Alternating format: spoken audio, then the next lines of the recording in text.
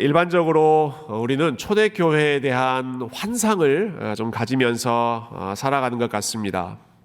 초대교회 그 사도행전에 기록되어 있던 그 아름다운 모습이 우리의 생각 가운데 깊이 각인되어 있기 때문에 우리 초대교회의 모습을 이상적으로 생각할 때가 많이 있습니다. 성도들이 자기의 것을 자기 것으로 주장하지 않고 서로 사랑으로 나누면서 모든 것을 공유했던 모습이나, 아니면 예수님의 제자들, 사도들로부터 직접 말씀을 배우며 그 말씀의 능력을 체험했던 그러한 일들이나, 그리고 초대교회 성도들이 얼마나 어려운 시대를 살았습니까? 그럼에도 불구하고 세상의 거센 핍박 중에도 믿음을 순수하게 지켰던 그러한 모습들, 이런 아름다운 모습들 때문에 우리에게는 초대교회 하면 항상 모든 것이 아름다웠던 그런 이상적인 시대로 생각할 때가 많이 있습니다. 그래서 각 교회마다 이러한 구호, 우리 초대교회로 돌아가자 하는 그런 표어를 많이 외칠 때가 있죠. 물론 하나님께서 초대교회 시대 때 큰 은혜를 베풀어 주신 것은 분명한 사실이고, 겨자씨처럼 작았던 그 교회를 참 하나님의 능력으로 크게 로마 제국을 정복할 정도로 큰 그러한 하나님 나라를 부흥시켜 주신 것도 분명한 사실이지만, 그렇다고 해서 초대교회가 항상 완벽한 모습, 참 아름다운 모습만 있었던 것은 아니었습니다. 우리가 읽고 있는 이 야고보서는 당연히 초대교회 때의 모습을 우리에게 보여주고 있는데요. 이 야고보서에 보면 이 야고보가 초대교회 성도들의 부족한 모습, 바로 잡아져야 할 그러한 모습들에 대해서 많이 지적하고 있는 것을 우리가 볼 수 있습니다. 오늘 본문의 경우가 대표적인 예라고 할 수 있는데요. 그 중에 대표적인 것은 초대교회 성도들이 아는 것과 그들이 행하는 것이 일치하지 않았다라는 것입니다. 그들이 들었던 것과 그들이 실천하는 것이 일관되지 않는 그러한 위선적인 모습이, 여러분, 우리에게만 있는 것이 아니라 초대교회 성도들, 그 아름다운 성도들의 삶에도 이러한 부족함이 있었던 것이죠.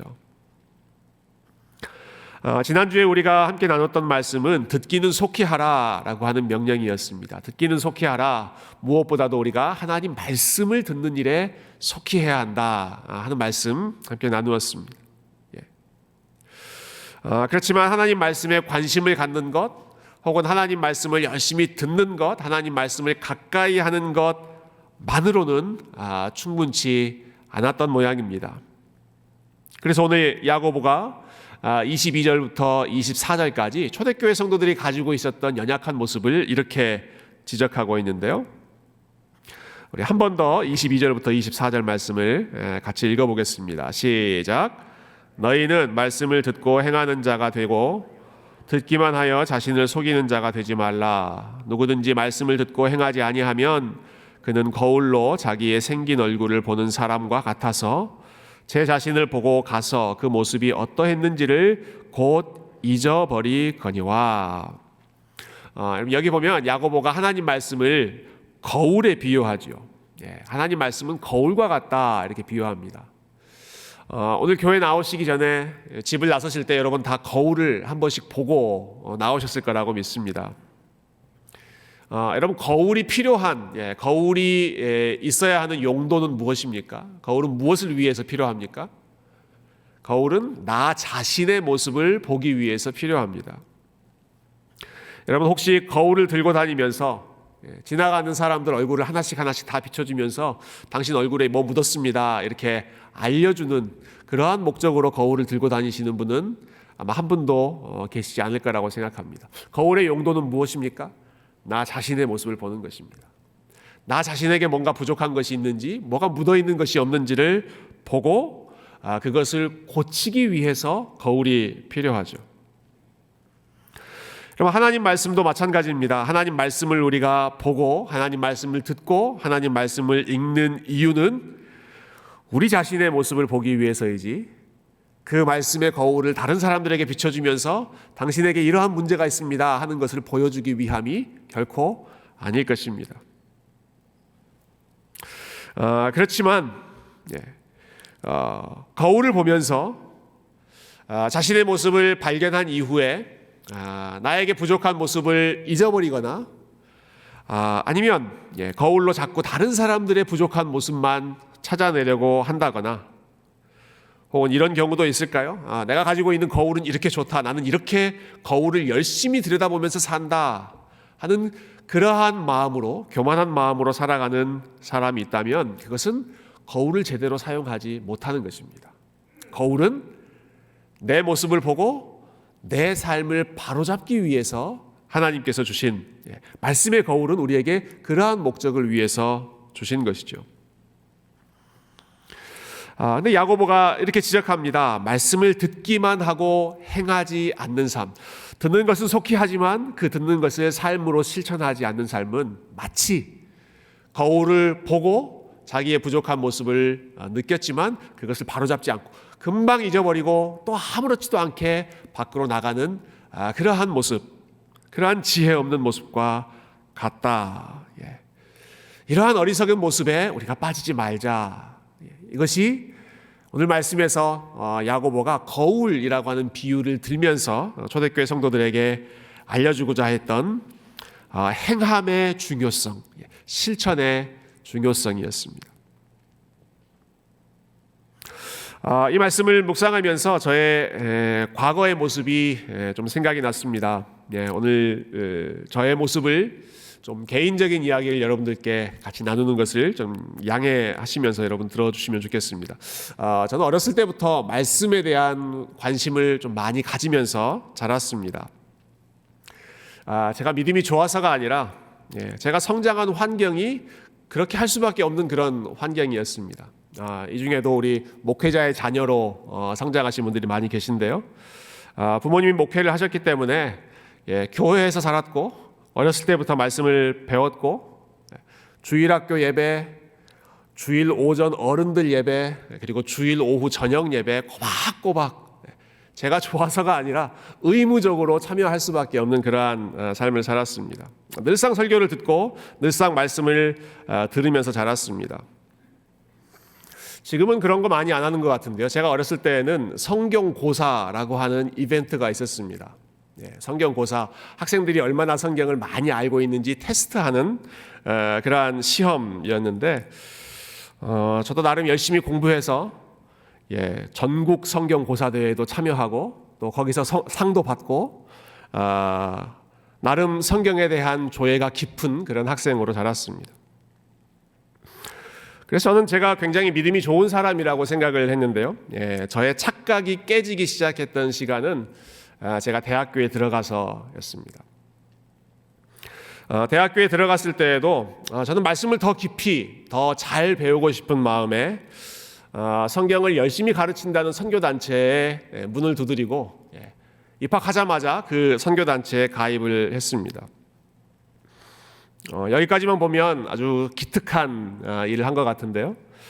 근데 사실 현실은 그렇게 아름답지 않았습니다. 대학교에 들어갔을 때 대학교 1학년 저희 동기들 같이 들어갔던 동기들이 저를 부르는 별명이 있었습니다. 제가 이 별명을 이야기하면 앞으로 계속 저희 교회에서 놀림을 받을 것 같아서 말씀드리기가 좀 부담됩니다만은 제 별명은 아이스맨이었습니다. 아이스맨.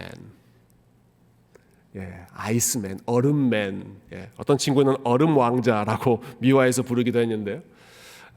왜 아이스맨인가? 뭐 썰렁한 농담을 많이 해서 아이스맨인가? 아니었습니다. 같이 있으면 얼음처럼 차가운 바람이 분다 싶어서 아이스맨이었습니다. 같이 있으면, 같이 대화를 나누면 냉랭한 차가운 바람이 저에게서 풍겨난다고 해서 아이스맨이라고 저를 불렀는데, 여러분 왜 제가 얼음같이 차가운 아이스맨이라고 불렸을까요? 내가 또래들보다 성경을 많이 한다, 내가 다른 사람들보다 성경에 대한 지식이 더 많다라고 하는 것이 저에게 교만함의 이유가 돼서 주변의 사람들, 다른 사람들, 특히 동료, 동기들은 나보다 한참 아래인 것처럼, 신앙 수준이 한참 아래인 것처럼 내려다보는 그러한 마음이 제 마음 가운데 깊이 자리 잡았기 때문에 대화하는 가운데 그러한 냉랭함이 사람들에게 다 전달되어 있는 것이죠. 아마 그때 그 모습이 그대로 있었다면 저는 아틀란타 세교회에 오지 못했을 거라고 생각합니다. 이런 일도 있었습니다. 매주 한 번씩 저희 선교단체 학생들이 다 모여서 같이 예배를 드리고 나면 함께 저녁을 먹는 시간이 있었는데요. 그럴 때는 보통 비슷한 학년들끼리, 비슷한 또래들끼리 밥을 같이 먹는 것이 일반적인 모습이죠. 저는 유독 지금 생각하면 너무너무 민망한 그러한 부끄러운 일입니다. 저는 유독 항상 말씀을 전하시는 간사님 옆에 찾아갔습니다.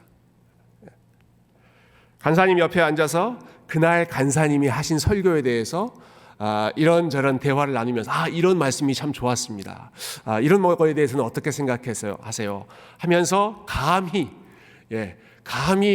또래도 아니고 선배들도 아니고 간사님과 같은 테이블에 앉아서 말씀에 대해서 이런저런 대화를 나누려고 했던 것이죠. 그럼 주제 파악을 못하는 것이죠. 여러분, 사람들이 얼마나 저의 모습을 보면서 교만하다고 또 꼴불견이라고 생각했겠습니까? 그러던 중에 참 하나님 은혜로 참 감사하게 저의 마음이 크게 깨지는 순간이 있었습니다. 1학년 2학기 때였는데요. 우리식으로 하면 셀 모임이죠. 셀 모임.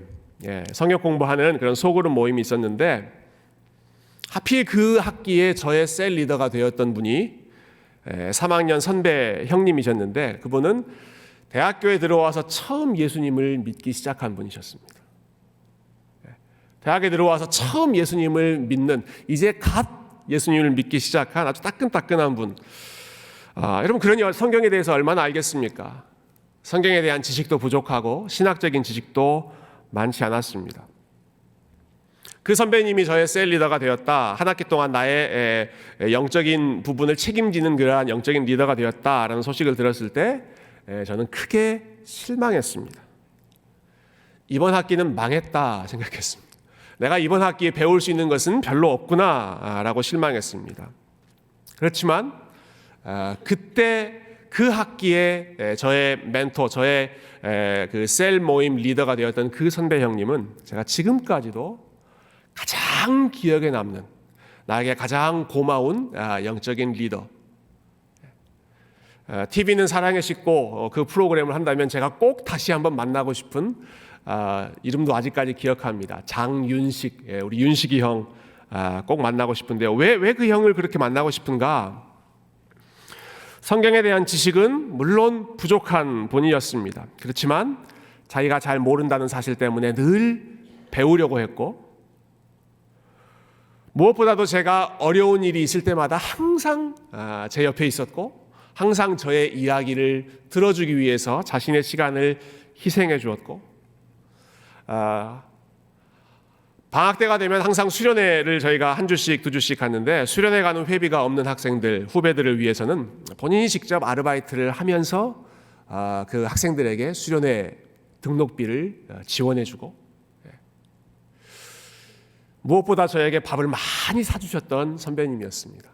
밥을 사주고 어려운 일이 있을 때 같이 여행을 가주었던, 항상 제 옆에 있었던 귀한 선배, 그 형님의 그 따뜻한 마음, 겸손하게 섬기는 모습을 보면서 제가 크게 깨닫고 배웠던 것은, 하나님 앞에 신앙이 좋다, 믿음이 좋다라고 하는 것은 단순히 뭔가에 대해서 많이 알고 성경 지식이 많이 있고 신학적인 지식이 많이 있는 그러한 모습이 아니라, 적은 지식이라고 하더라도 하나님 사랑하는 마음으로, 영혼을 사랑하는 마음으로 겸손히 순종하고 섬기는 삶, 그것이야말로 하나님 보시기에 가장 아름다운 신앙인의 모습이다.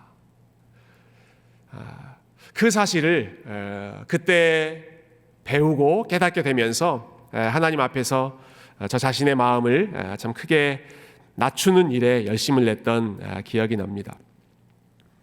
여러분, 이 말은 그러니까 이제는 우리가 성경을 공부하는 것도 필요 없습니다, 말씀을 아는 지식도 필요 없습니다, 그런 말씀을 드리는 것이 절대 아닙니다. 계속해서 우리가 말씀을 공부해야 하고, 저도 그랬고 그 선배 형님도 그랬고, 계속해서 하나님 말씀을 배우는 일에 열심을 냈습니다. 오늘 본문의 비유를 빌리자면 우리는 거울을 가까이 하는 일 계속해야 됩니다. 계속 거울을 들여다보고 내가 잘못된 부분이 뭐 없는지, 나에게 부족한 부분이 없는지를 계속해서 우리는 들여다보아야 합니다. 그러나 거울에 비친 모습을 보고 잊어버리는 것이 아니라, 혹은 내가 열심히 거울을 바라보면서 살았다라고 하는 것에 스스로 취해서 교만한 마음으로 살아가는 것이 아니라, 거울을 보고 부족한 모습이 있을 때마다 하나님의 은혜로 바꾸려고 하고, 하나님께서 말씀의 거울로 비춰주신 그 모습을, 하나님의 형상을 회복하는 일에 아름답게 실천하며 나아가는 것, 주님의 마음, 주님의 모습을 닮아가려고 애쓰는 것이야말로 말씀을 올바로 듣고 올바로 사랑하고 올바로 가까이 하는 참된 말씀의 사람의 모습인 줄로 믿습니다. 여러분, 저와 여러분이 하나님의 말씀을 더욱 가까이 하고 하나님 말씀을 더욱 사랑하고 참된 거울된 이 하나님의 말씀에 더욱더 열심히 저와 여러분의 모습을 비추어 보되, 이 말씀을 가까이 하는 그 결과가 아이스맨, 나는 이렇게 하나님의 말씀을 가까이 한다, 말씀을 많이 한다라고 하는 사람들에겐 냉랭한 기운을 풍기는 그러한 삶이 아니라, 하나님의 은혜의 온기, 하나님의 그 따뜻한 사랑을 전달해주는 열매로, 아름다운 그 말씀의 열매로 풍성하게 맺혀나가는 우리 아틀란타 세교회 귀한 성도님들의 삶이 될 수 있기를, 말씀의 그 풍성한 은혜를 마음껏 드러내는 복된 삶이 되실 수 있기를 주님의 이름으로 축원드립니다. 이를 위해서 여러분, 야고보는 오늘 한 가지를 더 우리에게 들려주고 있는데요, 말씀과 관련해서 우리가 기억해야 할 아주 중요한 태도 한 가지입니다.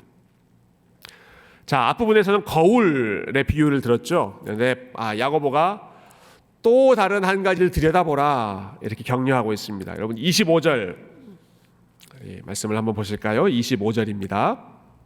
25절 같이 한번 읽겠습니다. 시작. 자유롭게 하는 온전한 율법을 들여다보고 있는 자는 듣고 잊어버리는 자가 아니요 실천하는 자니 이 사람은 그 행하는 일에 복을 받으리라. 계속해서 하나님 말씀, 이 성경에 대한 태도를 가르치고 있는데요, 방금 읽은 25절에 보면 아주 독특한 표현을 하나 씁니다. 자유롭게 하는 온전한 율법을 들여다보고 있는 자는, 성경을 가리켜서 우리 야고보 선생님이 뭐라고 표현합니까? 자유롭게 하는 온전한 율법, 이렇게 표현합니다. 자유롭게 하는 온전한 율법. 영어로는 perfect law of liberty 이렇게 표현되어 있는데요, 율법은 완벽한 것이고, 그리고 율법은 우리를 자유롭게 한다 하는 말씀이죠. 하나님 말씀을 율법, law, 법이라고 부르는 것은 우리에게 익숙합니다. 그렇지만 율법이 우리를 자유롭게 한다라고 하는 생각은 그렇게 친숙한 생각은 아닙니다. 여러분, 법, 율법, 규칙 이런 것을 생각할 때 그것이 나를 자유롭게 한다 하는 생각을 자주 하시는지요?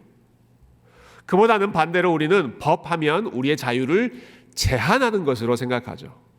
법은 우리를 제한하고 자유롭게 살지 못하도록 우리의 발목 잡는 것을 법, 규칙이라고 생각합니다. 운전할 때 하이웨이 뻥뻥 뚫린 도로를 나는 100마일로 싱싱 달리고 싶은데 규칙은 60마일로 달려라, 70마일로 달려라, 더 달리지 못하도록 제한하는 것이 규칙이죠.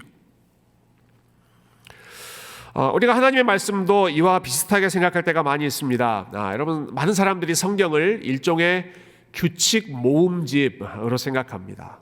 룰북이라고 할까요? 성경은 어떤 책인가? 자질구레한 규칙들이 모여있는 책으로만 생각합니다.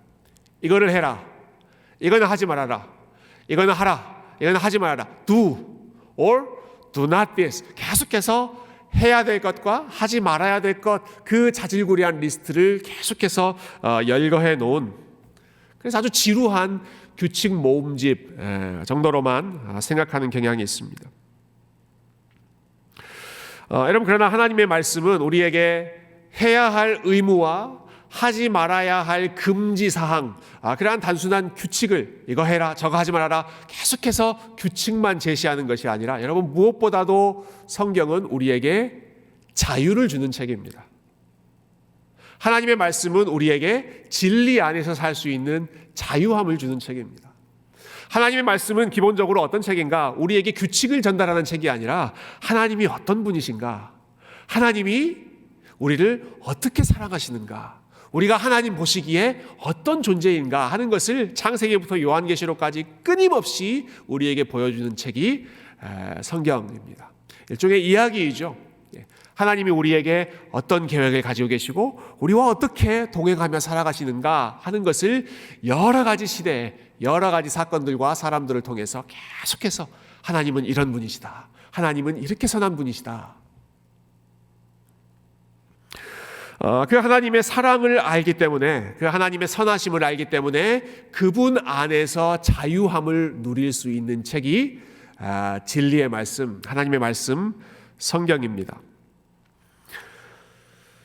그래서 지난 주 중에 우리가 요한복음 말씀 함께 읽자라고 제안을 드렸는데요. 함께 읽었던 요한복음 8장 말씀, 예수님이 이 사실을 누구보다 분명하게 가르쳐 주시죠. 너희가 내 제자가 되려면 내 말 안에 거해야 하고, 내 말 안에 거하면 너희가 진리를 알지니 진리가 너희를 자유케 하리라. 진리가 너희를 자유케 하리라 말씀하셨습니다. 나를 아는 진리, 하나님을 아는 진리는 너희를 얽매이고 구속하고 속박하고 제한하고 자유롭지 못하게, 자유롭게 살지 못하도록 발목 잡는 것이 아니라 누구보다 너희를 자유롭게 살 수 있도록 자유함을 주는, 그러한 자유와 해방의 복음이 하나님 말씀이고 예수 그리스도의 복음이죠. 지난 주 중에 새벽마다 저희가 전도서 말씀을 함께 묵상했습니다. 전도서 말씀 읽으면서 이 전도서를 썼던 이 솔로몬 왕이 얼마나 자유로운 사람이었는지를 새삼스럽게 느낄 수 있었습니다. 여러분, 솔로몬은 본인의 인생을 다 마무리하면서 자신이 경험했던 많은 그 경험을 바탕으로 얻은 지혜를 후대 사람들에게 나누고 있었죠. 그것이 전도서의 내용이었습니다. 전도서의 주제를 여러 가지로 우리가 설명할 수 있겠지만, 저는 전도서 안에는 세상에서 일어나는 그 어떤 일에도 매이지 않는 참 하나님이 주시는 풍성한 자유의 비밀, 그 자유의 비결이 이 전도서에 담뿍 담겨 있다는 사실을 배울 수 있었습니다. 솔로몬이 얼마나 자유로운 사람이었는지 모릅니다. 여러분, 솔로몬은 누구보다 열심히 살았던 사람이죠. 그래서 부도 얻고 명예도 얻었고 사람들로부터 지혜롭다는 칭찬도 얻고 인정도 많이 받았던 사람입니다. 그러나 그런 것에 얽매이지 않았습니다. 이 땅에서 누리는 본인이 얻었던, 본인이 성취했던 그 많은 것들에 얽매이지 않고 그 모든 것은 영원하지 않다라는 사실을 그는 지혜롭게 깨달았습니다. 본인이 이룬 것들, 거기에 얽매여서 마치 그것이 영원한 것처럼 자신의 트로피로 누리지 않았던 것이죠. 세상의 영광을 추구하는 삶으로부터 솔로몬은 자유로움을 누리면서 살았습니다. 반대의 측면도 있습니다. 여러분, 솔로몬은 세상에서 경험한 온갖 부조리한 일들도 이 전도서에서 아주 자세하게 기록합니다. 그래서 전도서의 내용을 읽으면, 전도서 책을 읽으면 얼핏 들으면 무척이나 어두운 그런 내용이 가득 차 있는 것처럼 느껴집니다. 재판이 공정하게 이루어지지 않고 보는 곳마다 불의한 일, 세상 곳곳에 악한 일이 가득하고 힘 있는 자가 힘 없는 자를 학대하고 온갖 악한 일들이 일어나는 것을 솔로몬이 보면서 참 안타까워하고 참 세상에 있는 모든 것들이 헛된 일이다라고 하는 것을 또 고백하기도 하죠. 여러분, 그러나 그러한 많은 악한 일을 보면서도 솔로몬이 거기에 완전히 매여 있지는 않았습니다. 오히려 솔로몬은 해 아래에서 일어나는 그 악한 일 너머에서 하늘에서 하나님께서 반드시 이 모든 일을 바로잡으실 것이다, 하나님이 분명히 모든 것을 아름답게 하실 것이다 라고 하는 소망이 솔로몬의 마음 가운데 여전히 남아 있었습니다. 그래서 그 소망 안에서 솔로몬은 또 자유를 누리는 것입니다. 세상에 허무한 일이 많이 있고 이해할 수 없는 일들이 많이 있다는 사실 때문에 때로는 허무함에 빠질 때가 많이 있었지만, 그러함에도 불구하고 솔로몬은 우리 허무함에 매여서 살자 그렇게 이야기하지 않습니다. 이 세상은 허무한 것이니까 아무런 소망이 없다 그렇게 이야기하지 않고, 여러분, 솔로몬은 곳곳에서 계속해서 반복하면서 무엇을 이야기합니까? 하루하루 감사하면서 살아라. 하루하루 하나님이 주시는 것을 즐기면서 살아라 라고 이야기합니다. 그것은 그 즐기는 것 자체가 목적이 아니라 그것을 주시는 분이 하나님이시기 때문에, 악한 일들이 있지만, 이해할 수 없는 일들이 있지만, 인간적인 눈으로 보면 아무런 열매 없이 끝나는 것 같아 보여서 허무해 보이는 그러한 일들이 있지만, 그러나 분명히 하나님께서 모든 것을 아름답게 하시고, 그리고 내 삶, 내 시간, 나에게 주시는 모든 것이 하나님이 주시는 선물이기 때문에 하나님을 중심으로 하나님의 선하심을 신뢰하면서 어려운 일, 허무한 일, 문제, 근심, 걱정 거기에 사로잡히지 않고 하나님이 주시는 것을 그날 누리면서 즐겁게 살아갈 수 있는 그러한 자유함. 본인의 성공에도 얽매이지 않고 본인의 실패와 근심에도 얽매이지 않는, 여러분, 이러한 온전한 자유함이 솔로몬이 가르치고자 했던 지혜의 비밀, 핵심이었던 것이죠. 여러분, 어떻게 해서 그렇게 자유함을 솔로몬이 누릴 수 있었습니까?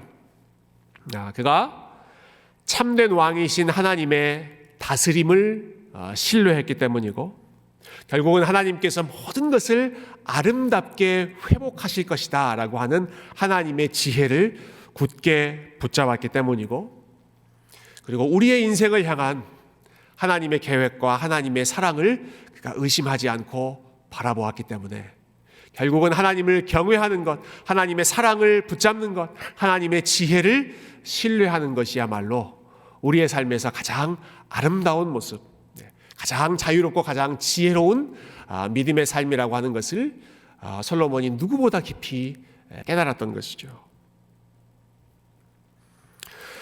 야고보 선생님께서 우리에게 들려주고 있는 율법은 우리를 자유롭게 한다라고 하는 사실 역시 마찬가지입니다. 예수 그리스도 안에 좋은 일, 나쁜 일, 평탄한 일, 어려운 일, 그 많은 일들, 무슨 일이 있든지 간에 예수 그리스도 안에서 우리가 하나님이 주시는 자유함을 누릴 수 있는 유일한 이유는 하나님께서 여전히 저와 여러분을 위해서 오늘도 지금도 계속해서 일하고 계시기 때문이고, 저와 여러분을 향한 하나님의 사랑을 그 어떤 것도 깨트릴 수 없기 때문이고, 하나님의 지혜는 반드시 저와 여러분의 삶을 가장 아름다운 길로 인도하실 것이기 때문에, 여러분, 이 사실을 믿는 사람의 마음에 하나님이 주시는 진리의 자유함이 넘치게 될 줄로 믿습니다. 사랑하는 성도 여러분, 야고보가 이야기하는 진리의 자유함, 솔로몬이 깨달았던 인생의 지혜, 그리고 사도 바울이 고백했던 그러한 참 믿음의 자유함, 믿음의 비밀을 저와 여러분이 다시 한번 기억하고, 우리 하나님이 주시는 이 말씀의 자유함을 누리며 말씀을 행하며 살아가는 우리 한 주간의 복된 삶이 되었으면 좋겠습니다. 우리를 향한 하나님의 사랑 때문에, 우리를 향한 하나님의 지혜 때문에, 그 하나님의 선하심 때문에 근심이 되고 걱정되는 일이 있어도 하나님 안에서 평안함을 누리고, 허무한 일이 눈앞에 펼쳐지는 것 같아 보여도 하나님 안에서 즐거워할 수 있는 비밀을 깨닫고, 심지어는 우리가 실수하고 넘어지고 참 잘못된 일들을 행하는 그러한 연약함을 보인다고 할지라도 그 모든 것조차 하나님께서 바로 잡으실 수 있는 능력과 지혜와 그러한 탁월한 분이시기 때문에, 우리 하나님의 그 아름다우심 때문에 실수할 수 있는 자유, 심지어는 참 넘어질 수 있는 그러한 자유조차도 우리 하나님께 다 맡기고, 우리 하나님께서 합력하여 선을 이루실 것을 온전히 신뢰하며 주님께 모든 것을 맡길 수 있는 참된 지혜, 참된 자유로운 주의 백성들이 다 되셔서 이번 한 주도 말씀을 듣고 말씀을 행하고 우리 하나님께 영광을 돌리는 귀한 주의 백성들 다 되시기를 존귀하신 주님의 이름으로 축원드립니다. 함께 기도하겠습니다.